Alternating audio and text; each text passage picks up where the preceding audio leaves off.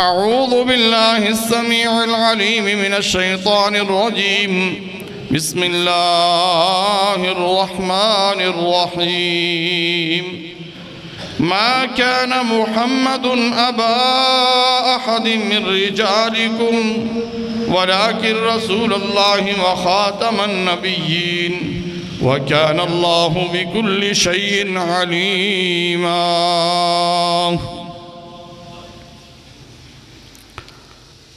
ہر قسم کی حمد و ثنا اللہ وحدہ لا شریک، خالق کائنات، مالک ارض و سما کے لیے ہے۔ تھوڑی ایکو کٹا دیں، بیس بتا دیں، ایکو کٹا دیں۔ ہر قسم کی بڑائی اور کبریائی اس ذات کے لیے جو عیاں بھی ہے، نہاں بھی ہے، اول بھی ہے، آخر بھی ہے، ظاہر بھی ہے، باطن بھی ہے، تصور سے دور بھی ہے، سانس سے قریب بھی ہے، سراپائے جلال بھی ہے، پیکر جمال بھی ہے۔ ہر قسم کی تکبیر و تحلیل، تحمید و تمجید اس ذات کے لیے کہ عدم سے وجود، وجود سے عدم، عروج سے زوال، زوال سے عروج، نور سے ظلمت، ظلمت سے نور، عزت سے ذلت اور ذلت سے عزت کو ظاہر کرنا، جس کی شان خلاقی کو زیبا ہے۔ انگنت، بے شمار، لا تعداد، لا محدود، لا متعین درود و سلام ہوں اس ہستی اقدس و مقدس پر جن کا نام نامی، اسم گرامی، امام الانبیاء، خطیب الرسل، شفیع المذنبین، رحمت للعالمین، ساقی کوثر، شاہ امم، سلطان مدینہ، محمد الرسول اللہ صلی اللہ علیہ وآلہ وسلم ہے۔ سامعین محترم، اللہ رب العزت کی توفیق خاص کے ساتھ آپ حضرات کے سامنے کتاب و سنت کی روشنی میں مسئلہ ختم نبوت بیان کرنے کی کوشش کروں گا۔ اللہ تعالیٰ سے دعا ہے کہ اللہ تعالیٰ حق سچ بیان کرنے اور اس پر عمل پیرا ہونے کی توفیق نصیب فرمائے۔ اور گفتگو سے پہلے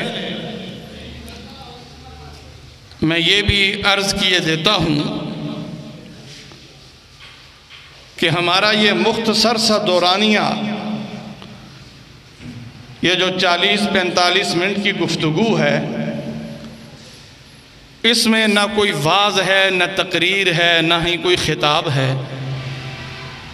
بلکہ ایک سبق ہوگا جو آپ کو اس امید کے ساتھ سنانے کی کوشش کروں گا کہ آپ یہ سبق خود بھی یاد کریں گے اور اپنے بچوں کو یاد کروانے کی کوشش بھی کریں گے انشاءاللہ تعالی۔ اللہ تعالی ہمیں حق سچ کا سبق پڑھنے کی، پڑھانے کی توفیق نصیب فرمائے۔ سامعین محترم، جو آیت کریمہ میں نے آپ کے سامنے تلاوت کی ہے، اس کے ترجمہ و تفسیر سے پہلے یہ بتانا ضروری سمجھتا ہوں کہ موضوع اگرچہ لچھے دار نہیں ہے، ثقیل ہے، تھوڑا سا مشکل ہے، مشکل سے سمجھ میں آتا ہے۔ مشکل اس لیے ہے کہ یہ بڑا ہی اہم سبق تھا، انتہائی اہمیت کا حامل سبق، لیکن اس سبق کو ہم نے اپنے ممبر و محراب سے نکال دیا ہے۔ یہ سبق آپ کو بہت کم سننے کو ملتا ہے، اس لیے تھوڑا سا مشکل محسوس ضرور ہوگا، لیکن اگر آپ غور و فکر کے ساتھ، توجہ کے ساتھ، تفکر کے ساتھ، تدبر کے ساتھ، پوری دل جمی کے ساتھ یہ سبق سنیں گے، انشاءاللہ تعالی نہ صرف بآسانی یاد ہو جائے گا بلکہ آپ دوسروں کو بھی یہ سبق پڑھانے کے قابل ہو جائیں گے انشاءاللہ تعالی۔ اور مسئلہ ختم نبوت کے آغاز سے پہلے اس کی اہمیت بھی تھوڑی سی واضح کرنا چاہتا ہوں کہ اس وقت پوری دنیا کے اوپر، پوری دنیا میں فتنہ قادیانیت پورے عروج پر ہے۔ میں پاکستان میں جہاں کہیں بھی جاتا ہوں، احباب سے میرا یہ سوال ضرور ہوتا ہے کہ کیا آپ کے علاقے میں قادیانی موجود ہیں؟ تو مجھے جواب ملتا ہے ہمارے ضلع کا فلاں قصبہ، فلاں علاقہ، فلاں گاؤں، وہاں کا فلاں چودھری، وڈیرا، جاگیردار، زمیندار وہ قادیانی ہو چکا ہے، اور قادیانیت کو پھیلانے کے لیے وہ اپنا مال، اپنی دولت پانی کی طرح بہا رہا ہے۔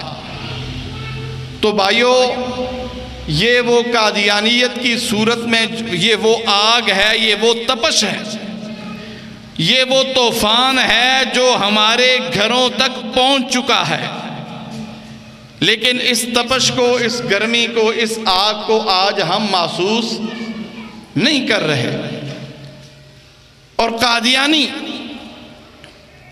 آپ سوچ نہیں سکتے کہ وہ کس قدر محنت، کوشش، کاوش کرتے ہیں قادیانیت کو پھیلانے کے لیے۔ آپ کو پتہ نہیں ہوتا، آپ کے ساتھ وہ مساجد میں آ کے نماز بھی آپ کے ساتھ پڑھتے ہیں، اور اپنے شکار کو وہ تلاش کرتے رہتے ہیں کہ کہاں ہمیں شکار ملے، ہم اسے شکار کریں۔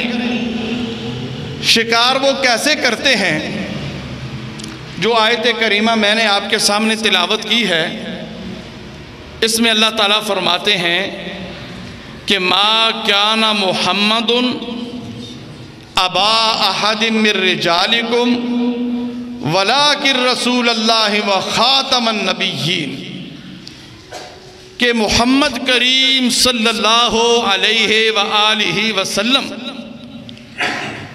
تمہارے مردوں میں سے کسی مرد کے باپ نہیں ہیں، وہ اللہ کے رسول ہیں اور سلسلہ نبوت کو ختم کرنے والے اللہ کے آخری پیغمبر، آخری نبی ہیں۔ اب جب ممبر و محراب سے، خطیب، واعظ، مقرر سے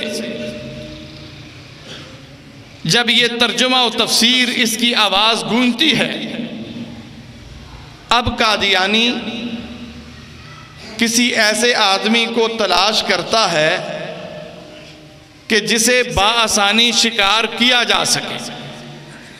وہ مسجد سے باہر کسی عام آدمی سے پوچھتا ہے کہ تیری مسجد سے، تیری مسجد کے تیرے ممبر سے، تیرے مولوی نے، تیرے خطیب نے، تیرے مقرر نے اس آیت کا ترجمہ یوں کیا ہے کہ محمد کریم صلی اللہ علیہ وآلہ وسلم تمہارے مردوں میں سے کسی مرد کے باپ نہیں ہیں۔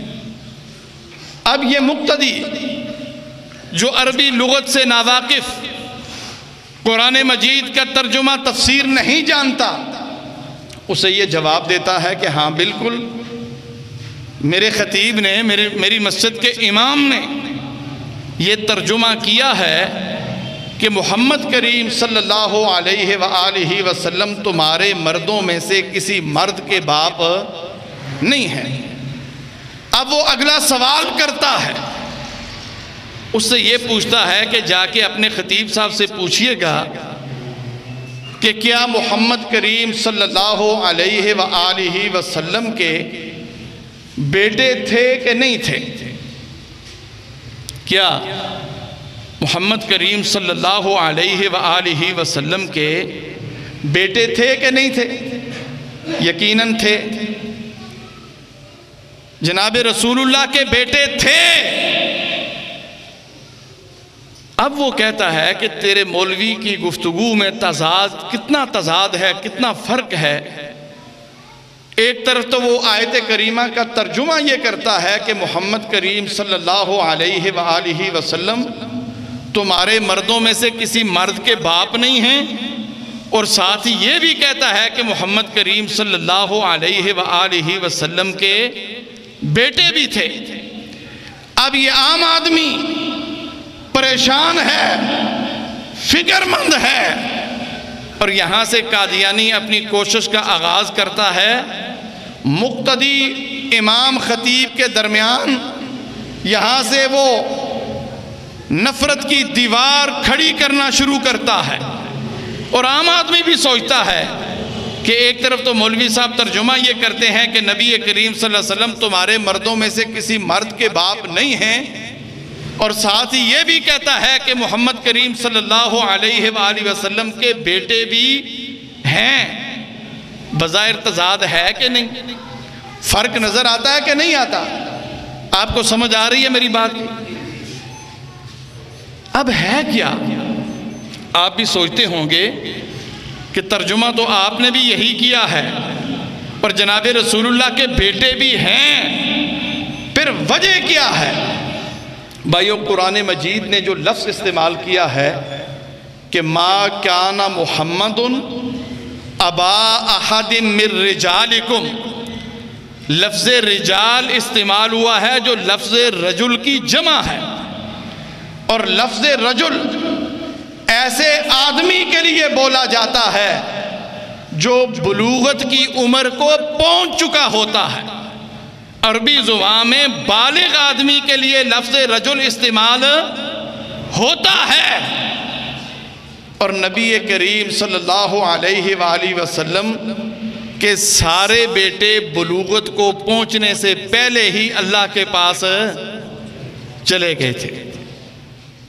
نبی کریم صلی اللہ علیہ وسلم کا کوئی بھی بیٹا بلوغت کی عمر کو نہیں پہنچا، تو معنی ترجمہ یہ ہوگا کہ محمد کریم صلی اللہ علیہ وآلہ وسلم تمہارے بالغ مردوں میں سے کسی مرد کے باپ نہیں ہیں۔ بھائیو، اور بھی بہت ساری باتیں ہیں جو قادیانی غلط فہمی پیدا کرنے کی کوشش کرتا ہے، اور عام مسلمان بآسانی غلط فہمی کا شکار ہو جاتا ہے۔ اس لیے آج کے سبق کو ہم نے یاد کرنا ہے، اور اس آیت کریمہ کا جو اگلا بڑا ہی اہم حصہ ہے وہ کیا ہے؟ وَلَٰكِن رَسُولَ اللَّهِ وَخَاتَمَ النَّبِيِّينَ، اللہ کے نبی جناب محمد کریم صلی اللہ علیہ وآلہ وسلم وہ اللہ کے رسول ہیں، اور سلسلہ نبوت کو ختم کرنے والے اللہ کے آخری پیغمبر اور آخری نبی ہیں۔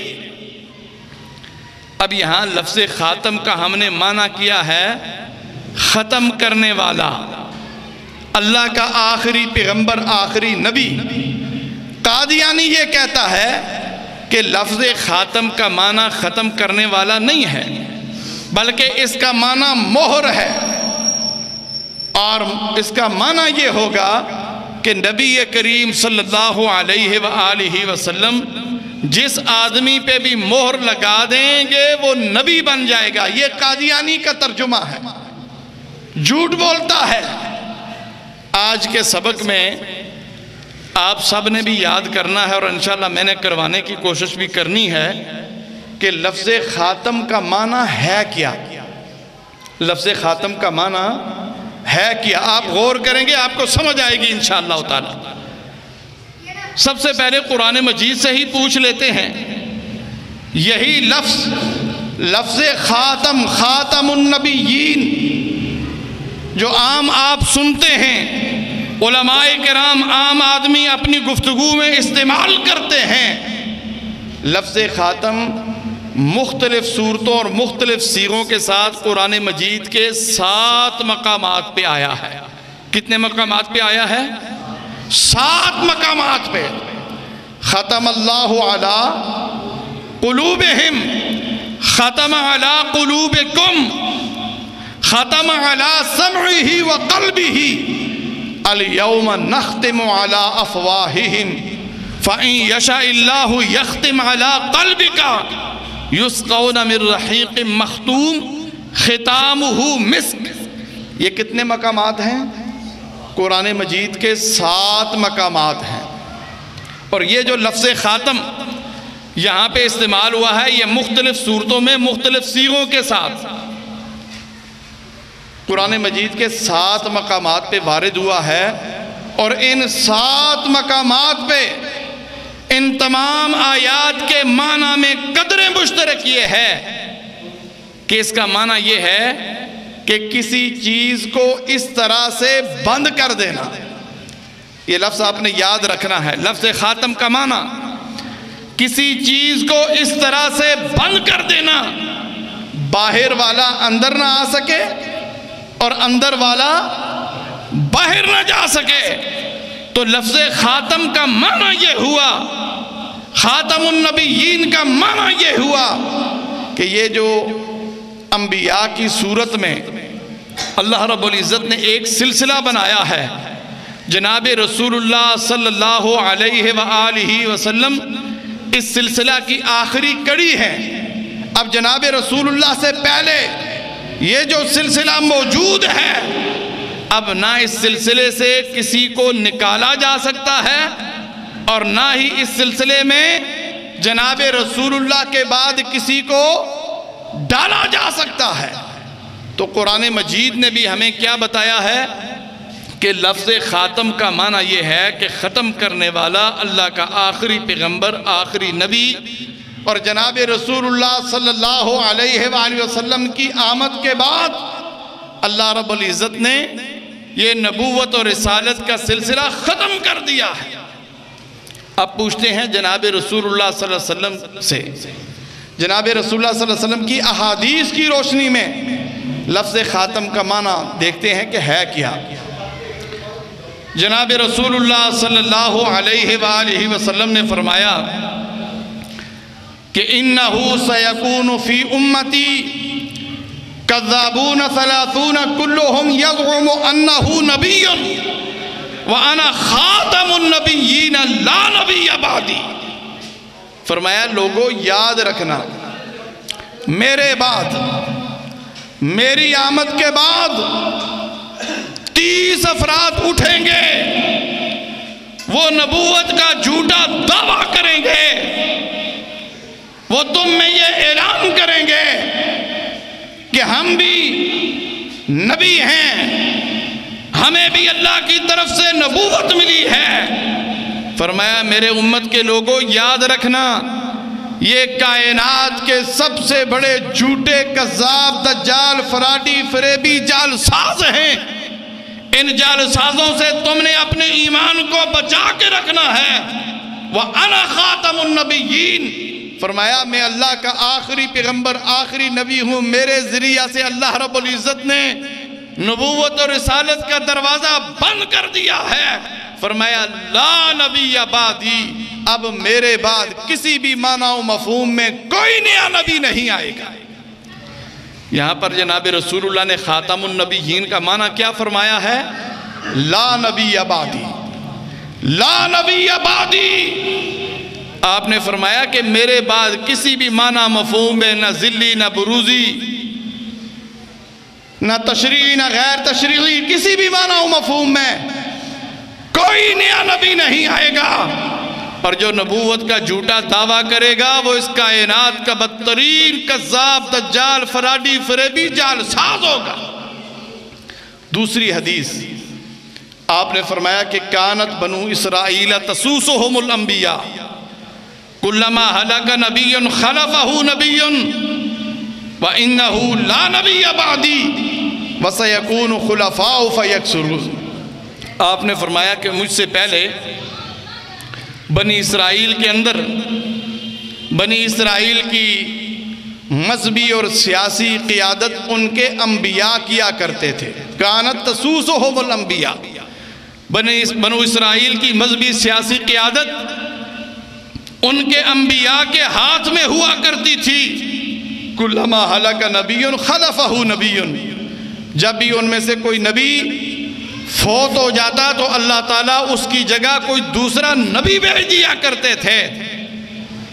اور فرمایا لوگوں یاد رکھنا، اب میرے بعد کسی بھی معنی و مفہوم میں کوئی نیا نبی نہیں آئے گا، بلکہ یہاں تک فرما دیا کہ میرے مصلی امامت پہ کھڑے ہونے والا بھی اپنے آپ کو نبی نہیں کہلوا سکتا۔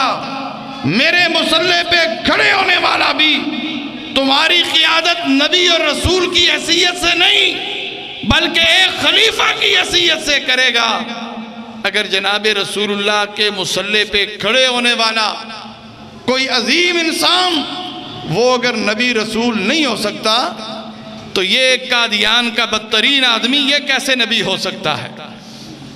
تیسری حدیث آپ نے فرمایا کہ ان مثلی و مثل الانبیاء من قبلی کمثل رجل بنا بیتا فاحسنہ واجملہ الا موضع لبنۃ من زاویۃ فجعل الناس یطوفون به ویعجبون له ویقولون هلا وضعت هذه اللبنة قال فانا اللبنة وانا خاتم النبیین۔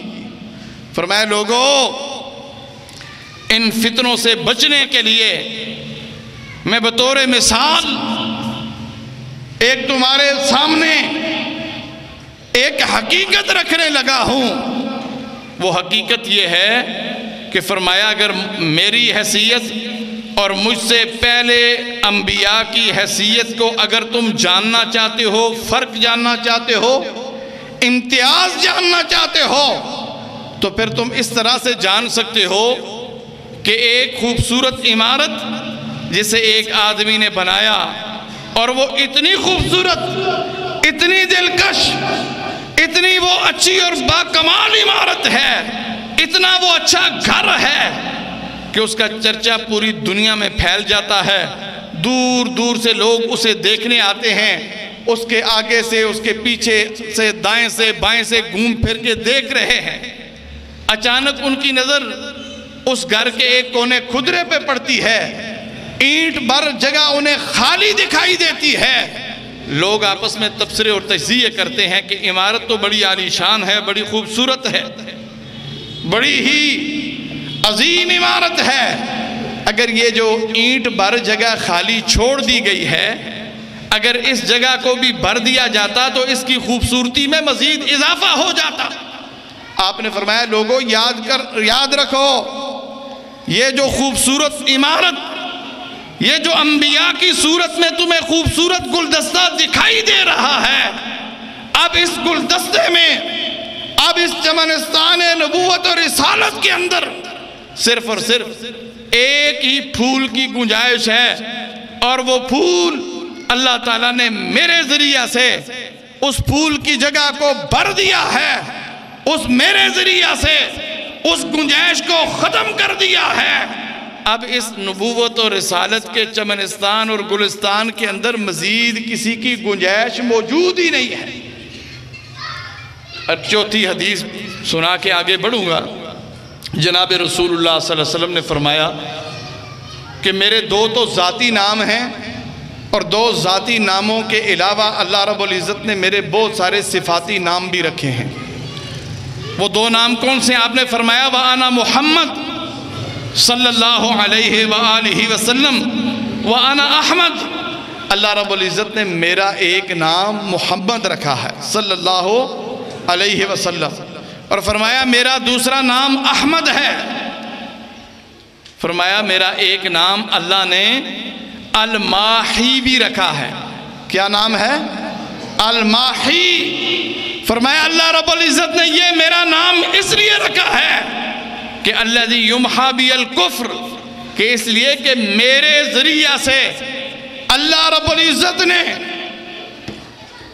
اس دنیا سے کفر کو ختم کرنا تھا، اس دھرتی کو شرک و بدعت اور کفر سے پاک کرنا تھا، اس لیے اللہ رب العزت نے میرا ایک نام الماحی رکھا ہے۔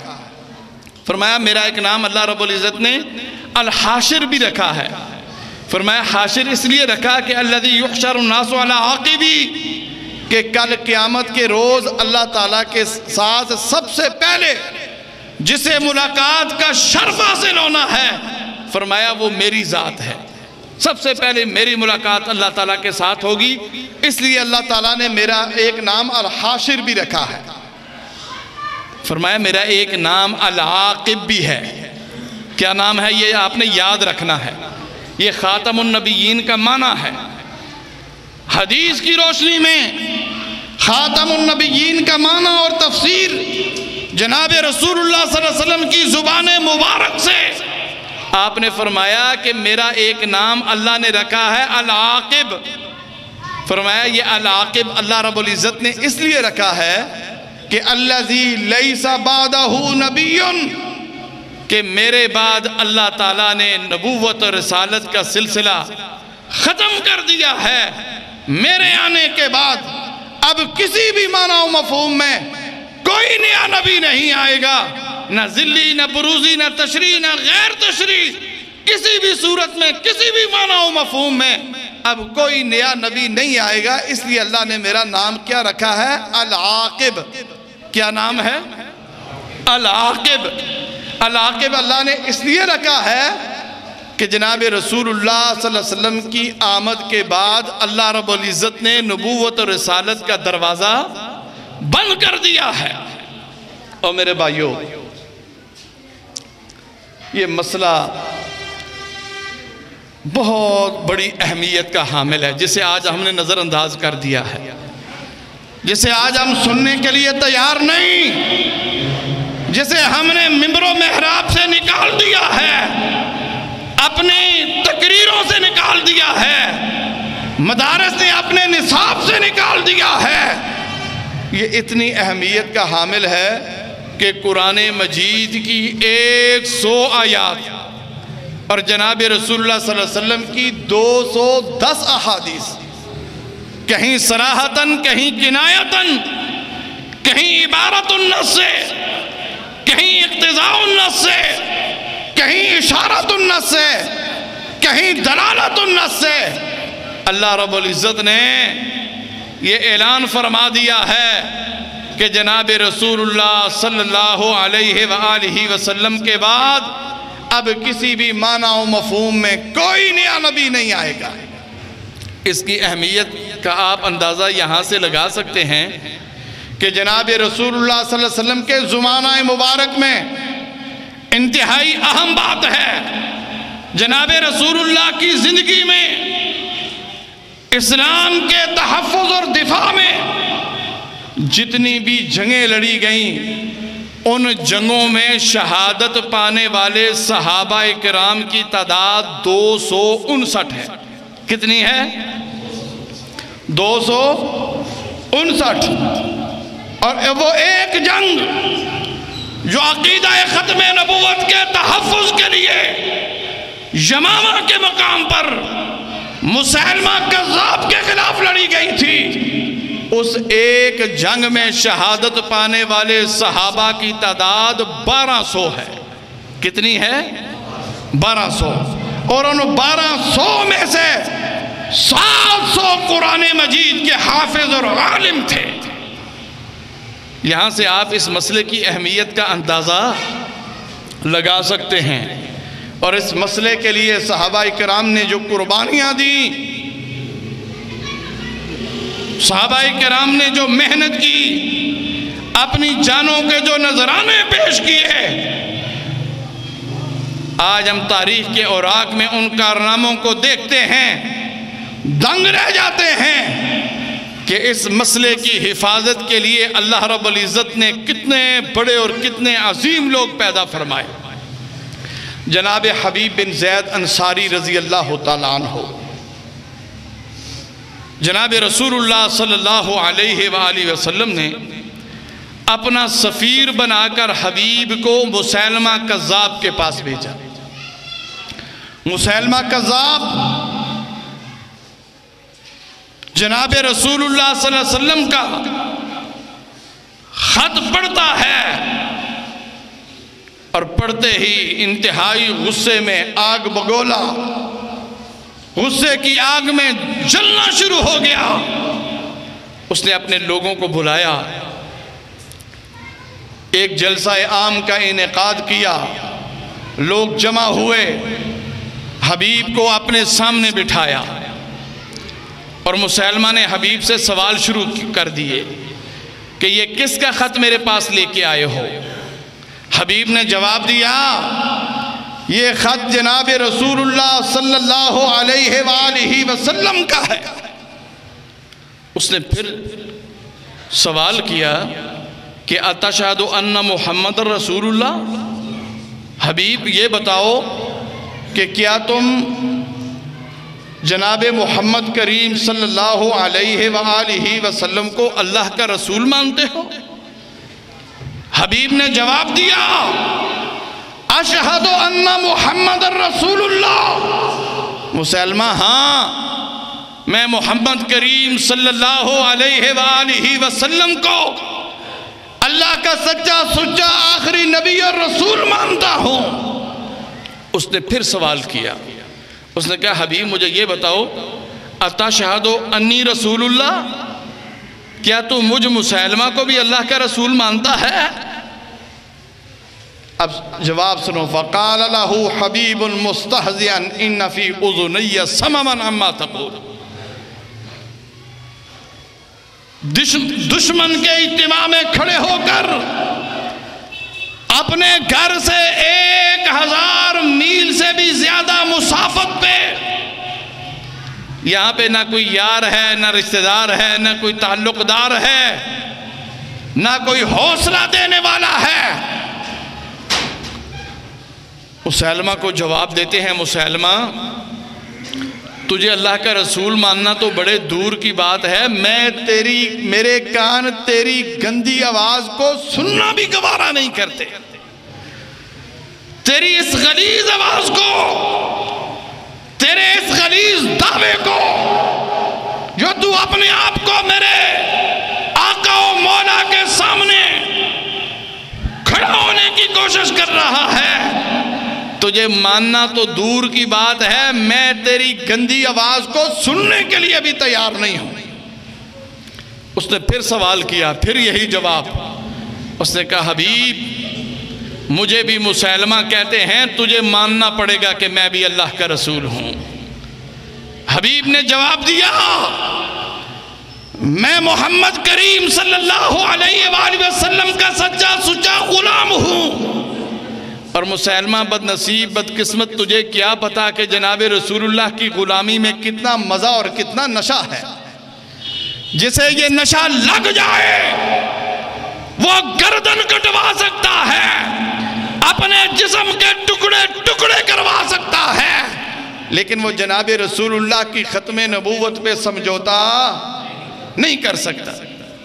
اس نے کہا اچھا، اپنے فوجیوں کو بلایا، اسے کھڑا کرو اور تیز تلوار کی تیز نوک کے ساتھ حبیب کا جسم چھیدنا شروع کرو، اور ہر ضرب کے بعد اس سے یہ سوال کرو کہ یہ مجھے بھی اللہ کا رسول مانتا ہے کہ نہیں۔ اب تلواروں کی بارش ہے، ہر طرف سے تلواروں کے کچوکے لگ رہے ہیں، ہر ضرب کے بعد ایک ہی جواب آتا ہے، اشہد ان محمد رسول اللہ، میں جناب محمد کریم صلی اللہ علیہ وآلہ وسلم کو اللہ کا سچا سچا اور آخری پیغمبر آخری نبی مانتا ہوں۔ اس نے کہا اچھا، اپنے فوجیوں کو کہا کہ اس طرح کرو، اسے کھڑا کرو، اس کی زبان کاٹ دو۔ حبیب کو کھڑا کیا گیا، زبان کاٹ دی گئی، منہ سے خون جاری ہے، بولنے کی طاقت ختم ہو چکی ہے۔ حبیب مسیلمہ پھر سوال کرتا ہے کہ حبیب اب بتا تو مجھے بھی اللہ کا رسول مانتا ہے کہ نہیں؟ اب چونکہ بولنے کی طاقت نہیں، قوت گویائی ختم ہو چکی ہے، سر ہلا کے انکار میں سر ہلا کے جواب دیتے ہیں کہ مسلمہ یہ ایک زبان ہے، لاکھوں زبانیں ہوں میں اپنے نبی پہ قربان کر دوں، زبان کٹ سکتی ہے لیکن مگر ختم نبوت میں سمجھوتا نہیں ہو سکتا۔ اس نے مسلمہ نے اپنے فوجیوں کو کہا کہ اس طرح کرو، اس کے کان بھی کاٹو، اس کی ناک بھی کاٹو، ہاتھ بھی کاٹ دو، پاؤں بھی کاٹ دو، اور ہر عضو کاٹنے کے بعد اس سے سوال کرو کہ یہ مجھے بھی اللہ کا رسول مانتا ہے کہ نہیں۔ اب کیا ہوا؟ کان کٹے،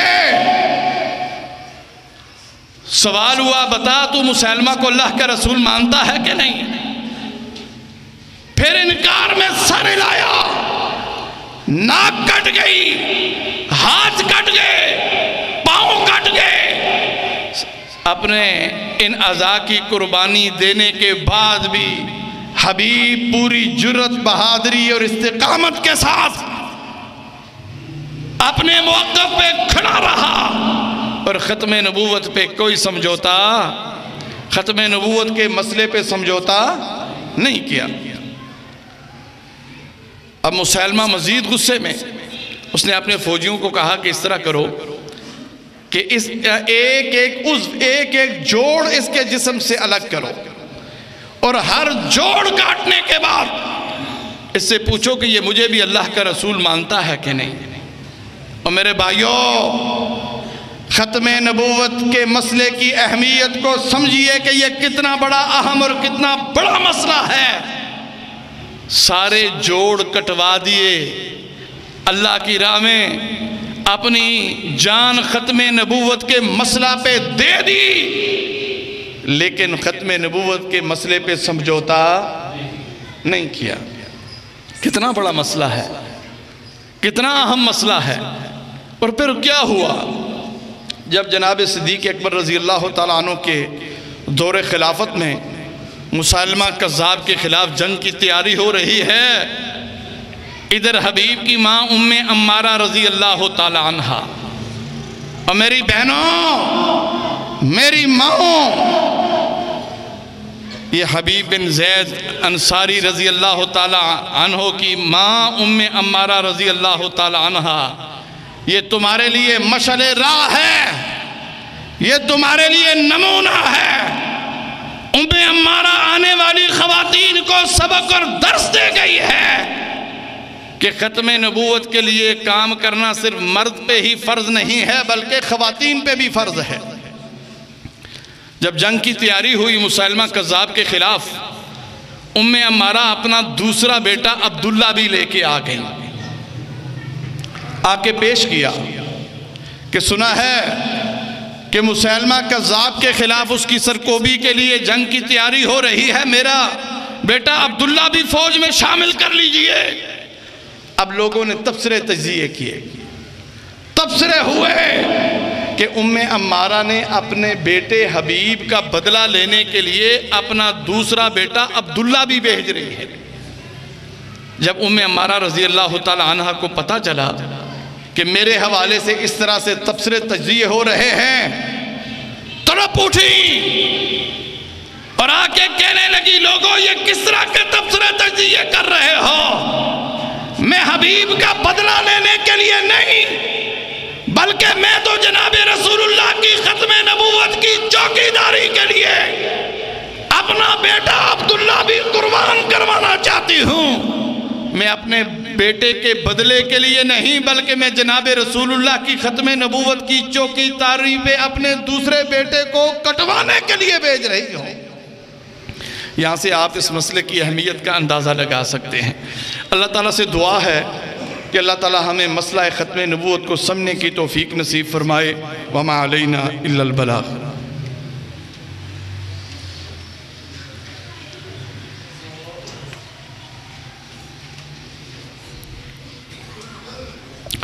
ان الحمد لله نحمده ونستعينه ونستغفره ونعوذ بالله من شرور انفسنا ومن سيئات اعمالنا من यहदिहिल्लाहु फला मुज़िल्ल लहु व मन युज़लिल फला हादिय लहु व अशहदु अन ला इलाहा इल्लल्लाहु वहदहु ला शरीक लहु। कोई काम करना है, आप सोचते होंगे कि ना हम तकरीर कर सकते हैं, ना खिताब कर सकते हैं, ना वाज़ कर सकते हैं, फिर हम काम कैसे करेंगे?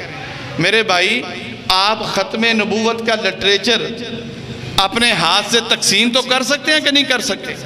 जिस गाड़ी में आप सवारी करते हैं, क्या उस गाड़ी के अंदर आप वो ब्रोशर तकसीम कर सकते हैं कि नहीं कर सकते? और इंशाअल्लाह ताला हमारे काबिल सद एहतराम भाई मौलाना अब्दुल सत्तार एडवोकेट अमीर मरकज़ी जमीयत अहले हदीस ज़िला कसूर भी तशरीफ़ फरमा हैं। इंशाअल्लाह ताला वो अपनी तरफ से आपको फ्री लिटरेचर फराम करेंगे और भाई अतीकुर रहमान साहब के ज़रिया से आप हासिल करें और उस लिटरेचर ब्रोशर को अपने बाज़ारों के अंदर, दुकानों पे, घरों के अंदर उसे फैलाने की कोशिश करें। और अल्हम्दुलिल्लाह ये ख़त्म नबूवत, ये मसला ही ऐसा है कि इसमें कोई इख्तिलाफ नहीं है। इसमें आपका देवबंदी भी साथ देगा, बरेलवी भी साथ देगा, शिया भी देगा, अहले हदीस भी साथ देगा, बल्कि तमाम सियासी मजहबी तंजीमों को हमें इस प्लेटफार्म पे इकट्ठा करना चाहिए कि ये हमारा मुश्तरका मसला है, ये हमारा इत्तिफाकी मसला है। हम सब ने इस मसले के लिए और फितना कादियानियत की सरकोबी के लिए हम सब ने मिलजुल कर हमने जिद्दोजहद करनी है और इस फितने को ख़त्म करना है इंशाअल्लाह ताला। ये है क्या? चूँकि टाइम ख़त्म हो चुका, आपका 1 मिनट ऊपर हो चुका, 1 मिनट के अंदर इसकी वज़ाहत ज़रूरी समझता हूँ कि ख़त्म नबूवत की सूरत में अल्लाह ताला ने जनाब रसूलुल्लाह सल्लल्लाहु अलैहि वसल्लम एक ख़त्म नबूवत वाली पगड़ी पग दस्तार पहनाई है। और आपके पंजाबी अपनी पगड़ी के लिए, पगड़ी इज़्ज़त की अलामत होती है, इसके लिए आप लोग जान दे देते हैं। और मेरे भाइयों, जनाब रसूलुल्लाह सल्लल्लाहु अलैहि वसल्लम की अगर इज़्ज़त नामूस पे, अगर आप सल्लल्लाहु अलैहि वसल्लम की हुर्मत पे, आपकी पगड़ी पग दस्तार पे, आपकी ख़त्म नबूवत पे अगर कोई नापाक हाथ डालने की कोशिश करे, आप बर्दाश्त कर सकते हैं? हमारी सारी इज़्ज़तें, आज हमारी बहन का मसला हो, बेटी का मसला हो, बीवी का हो, माँ का हो, उनकी इज़्ज़त का मसला हो, हम अपनी जान दे देते हैं। लेकिन मेरे भाइयों, जनाब रसूलुल्लाह सल्लल्लाहु अलैहि वसल्लम की मोहब्बत और आप सल्लल्लाहु अलैहि वसल्लम की अकीदत हमसे ये तकाजा करती है कि ये सारी मोहब्बतें, ये सारी इज़्ज़तें जनाब रसूलुल्लाह सल्लल्लाहु अलैहि वसल्लम की इज़्ज़त पे कुर्बान। जनाब रसूलुल्लाह सल्लल्लाहु अलैहि वसल्लम की इज़्ज़त के सामने किसी इज़्ज़त की कोई हैसियत नहीं है। अगर हम अपने लिए जान दे सकते हैं तो जनाब रसूलुल्लाह सल्लल्लाहु अलैहि वसल्लम की इज़्ज़त, नामूस और हुर्मत के लिए हम वक्त नहीं दे सकते? इसलिए मेरी आपसे ये गुजारिश है, आइंदा आप अपनी ज़िंदगी का ये मिशन बना लें, अपने काम काज के साथ साथ, अपने कारोबार के साथ साथ, अपनी मसरूफियात के साथ साथ हमने इंशाअल्लाह ताला ख़त्म नबूवत का काम भी करना है। और अब वक्त नहीं है, कभी आपको बताऊंगा कि ये काम करने का दुनियावी भी बहुत ज़्यादा फ़वाइद हैं। ऐसे लोग मौजूद हैं जो कुछ भी नहीं थे, दुनियावी एतबार से अल्लाह की कसम उनकी कोई हैसियत नहीं थी। जब उन्होंने ख़त्म नबूवत के लिए, जनाब रसूलुल्लाह सल्लल्लाहु अलैहि वसल्लम की इज़्ज़त के लिए खड़े हुए, अल्लाह रब्बुल इज़्ज़त ने उन्हें दुनिया में भी बहुत ज़्यादा इज़्ज़त अता कर दी है। मैं एक छोटी सी मिसाल आपके सामने पेश करूंगा। मौलाना मंजूर चिन्योटी साहब, आपने नाम सुना होगा, मौलाना इलियास चिन्योटी, उनके बेटे हैं मौलाना मंजूर चिन्योटी के। मौलाना इलियास चिन्योटी अब मौजूदा पंजाब असम्बली के वो मेंबर हैं, MPA हैं, और उनके जिनके साथ वो मुकाबला करके इलेक्शन जीत के आते हैं, वो लोग 1,000 एकड़ के मालिक हैं, सैकड़ों मुरब्बों के वो मालिक हैं, बड़े बड़े जागीरदार हैं। ये फ़कीर आदमी है जिसके पास जिसके पास ढंग का घर भी नहीं है। उन जागीरदारों, ज़मींदारों को ये हरा के ये असम्बली में पहुंचा है। काम किया है ख़त्म नबूवत के लिए, जहाँ कहीं भी हो ये बंदा खड़ा हो जाता है। अल्लाह ने दुनिया में भी इसे नवाजा है। इसलिए अगर कोई परेशानी है, कोई दुनिया में इज्जत पाना चाहते हो, आगे निकलना चाहते हो, कारोबार में तरक्की चाहते हो, आज ये अहद कर लो कि हमने इंशाअल्लाह ताला अपनी बकिया ज़िंदगी में जनाब रसूलुल्लाह सल्लल्लाहु अलैहि वसल्लम की इज़्ज़त के लिए काम करना है। अल्लाह ताला से दुआ है कि अल्लाह ताला हमें, छोटे लोग हैं, निकम्मे लोग हैं, बड़ा काम है, लेकिन अल्लाह ताला छोटों और निकम्मों से भी बड़े बड़े काम ले लेता है। تو اللہ تعالی ہمیں وہ صلاحیت اور وہ قابلیت اور وہ صالحیت عطا فرما دے جو اس بڑے کام کے لیے ضروری ہے۔ تو میں آپ تمام احباب کا شکر گزار ہوں، تمام نمازیوں کا شکر گزار ہوں، اور اسی طرح اپنے اس مسجد کے خطیب قابل صد احترام بھائی حضرت مولانا عتیق الرحمان صاحب کا، اسی طرح مولانا عبدالستار ندیم صاحب کا، بھائی عمران صاحب تشریف فرما ہے، دیگر مرکزی جمعیت اہل حدیث عالمی اہل حدیث یوتھ فورس ضلع قصور کے تمام ذمہ داران کا، کارکنان کا، کہ جنہوں نے آپ سے ملاقات کا موقع فراہم کیا ہے۔ رب کے حضور دعا گو ہوں کہ اللہ تعالیٰ آپ سب سمیت میرے ان بھائیوں کو صحت و سلامتی، عزت و آبرو، نیکی و تقوی، خیر و عافیت والی لمبی زندگی عطا فرمائے۔